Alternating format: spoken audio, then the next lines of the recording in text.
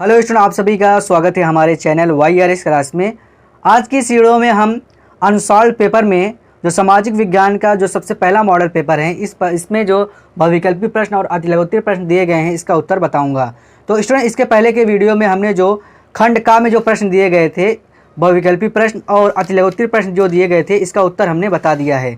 अगर आपने वीडियो नहीं देखा है तो नीचे डिस्क्रिप्शन में लिंक मिलेगा, आप जो है जाकर दे सकते हैं। मॉडल नंबर 1 का जो खंड का है, आज की इस वीडियो में हम आपको प्रश्नों के उत्तर बताएंगे। तो आइए शुरू करते हैं। तो स्टूडेंट, खंड का में सबसे पहला प्रश्न है, प्रश्न नंबर 15 पे कहा जा रहा है कि चिपको आंदोलन संबंधित है, यानी जो चिपको आंदोलन है वो किससे संबंधित है ये बताना है। पहला ऑप्शन दिया गया है मृदा संरक्षण से, दूसरा दिया गया वन संरक्षण से, तीसरा दिया गया जल संरक्षण से, चौथा दिया गया वायु संरक्षण से। तो स्टूडेंट, इसका जो सही उत्तर ऑप्शन नंबर दूसरा सही है, ऑप्शन नंबर बी सही है, वन संरक्षण से। ये प्रश्न वेरी इंपॉर्टेंट है, कई बार एग्जाम में पूछा गया है। अगर आपसे पूछा जाए कि चिपको आंदोलन किससे संबंधित है, आपको बता देना है वन संरक्षण से संबंधित है, इसे याद कर लीजिएगा। अगला महत्वपूर्ण प्रश्न है स्टूडेंट, कहा जा रहा है कि कपास की खेती के लिए सबसे उचित भूमि कौन सी है, यानी अगर कपास की खेती किया जाए तो सबसे अच्छा मिट्टी कौन सा रहेगा। तो यही पूछ रहा है कि कपास की खेती के लिए सबसे उचित भूमि कौन सी है। पहला दिया है काली मिट्टी, दूसरा दिया गया लाल मिट्टी, तीसरा दिया है जलोढ़ मिट्टी, चौथा दिया गया है लेटेराइट मिट्टी।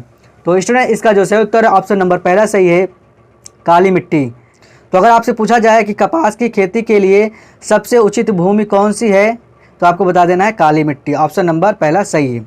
अगला महत्वपूर्ण प्रश्न है स्टूडेंट, कहा जा रहा है कि इनमें से कौन सी रबी की फसल है, कौन सी रबी की फसल ये बताना है। पहला दिया गया है धान, दूसरा दिया गया दालें, तीसरा दिया गया है मोटे अनाज और चौथा दिया गया है कपास।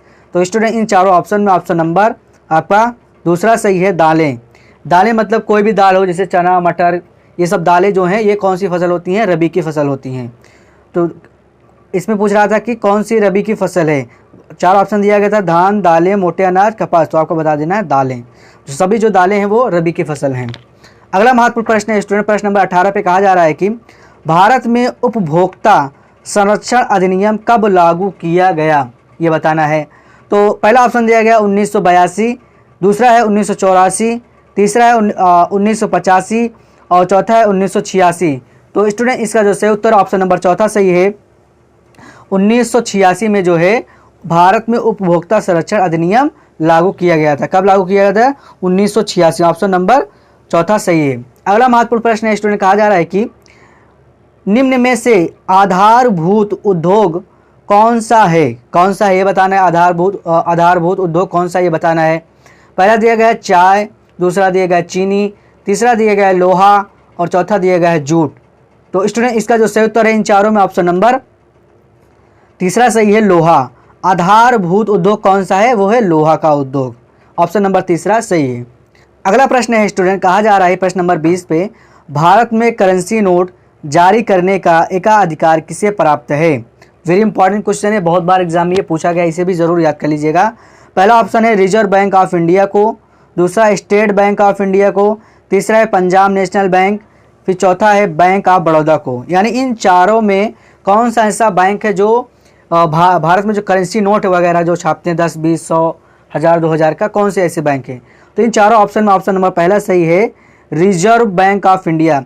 रिजर्व बैंक ऑफ इंडिया जो है और जो भारत में करेंसी होते हैं, जो नोट होते हैं 10, 20, 1000, 100 के, ये रिजर्व बैंक ऑफ इंडिया छापता है, जिसे RBI भी कहते हैं। तो ये वाला याद कर लीजिएगा, ये प्रश्न इंपॉर्टेंट है, आ सकता है एग्जाम में। तो स्टूडेंट, हमने आप लोगों को इस खंड का में जो बहुविकल्पी प्रश्न दिए गए थे 1, 2, 3, 4, 5 और ये 6, तो 6 को हमने बता दिया है उत्तर। आप लोग कॉपी में लिख लीजिएगा, याद कर लीजिएगा। अब आ जाते हैं अतिलघुत्तरीय प्रश्न पे। अतिलघुत्तरीय में प्रश्न नंबर 21 पे कहा जा रहा है कि जैव संसाधन और अजैव संसाधन क्या होते हैं। यह प्रश्न 2 नंबर का है। आइए इसका उत्तर देखते हैं। तो स्टूडेंट, हमसे प्रश्न कहा जा रहा है कि जैव संसाधन एवं अजैव संसाधन क्या होते हैं। ये प्रश्न एग्जाम 2020 की भी परीक्षा में पूछा गया था, याद कर लीजिएगा, इंपॉर्टेंट है, आ सकता है एग्जाम में। तो उत्तर में हम लिखेंगे वे सभी संसाधन जो निर्जीव वस्तुओं से बनते हैं अजैव संसाधन कहलाते हैं। आगे लिखेंगे पर्यावरण में उपलब्ध ऐसे संसाधन जिनकी प्राप्ति जीवमंडल से होती है जैव संसाधन कहलाते हैं। तो यहाँ से लेकर यहाँ तक जो है उत्तर लिखेंगे तो ये हो जाएगा अजैव संसाधन के बारे में, और यहाँ से लेकर यहाँ तक लिखेंगे तो ये हो जाएगा जैव संसाधन के बारे में। हमसे ये कहा जाता है कि जैव संसाधन के बारे में बताइए और अजैव संसाधन के बारे में बताइए। तो यहाँ से लेकर यहाँ तक उत्तर लिख दीजिएगा तो आपको 2 नंबर आराम से मिल जाएगा। अगला प्रश्न है स्टूडेंट, कहा जा रहा है कि औसत आय का अर्थ लिखिए। ये भी 2 नंबर का प्रश्न है। आइए इसका उत्तर देखते हैं। तो स्टूडेंट प्रश्न कहा जा रहा है कि औसत आय का अर्थ लिखिए। तो उत्तर में हम लिखेंगे एक देश की कुल आय को उसकी जनसंख्या से विभाजित करने पर प्राप्त होने वाली आय को औसत आय कहते हैं। क्या कहते हैं? औसत आय कहते हैं। फिर सुन लीजिएगा, ऐसे लिखिएगा, परीक्षा में आ जाएगा, इंपॉर्टेंट है। ये 2020 की भी परीक्षा में पूछा गया था।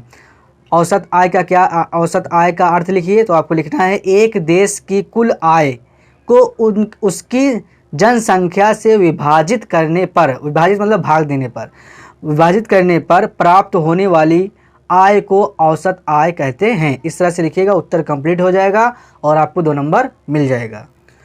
अगला प्रश्न है स्टूडेंट, कहा जा रहा है कि भारत में परमाणु ऊर्जा के 2 केंद्रों के नाम का उल्लेख कीजिए। मतलब नाम बताना है 2 केंद्रों का। तो उत्तर में हम लिखेंगे, ये भी इंपॉर्टेंट है, बहुत बार एग्जाम में पूछा गया, इसे भी याद कर लीजिएगा। उत्तर में हम लिखेंगे भारत में परमाणु ऊर्जा के 2 केंद्रों के नाम, नंबर 1 नंबर 2। नंबर 1 में हम लिखेंगे तारापुर और दूसरे में हम लिखेंगे ट्राम्बे।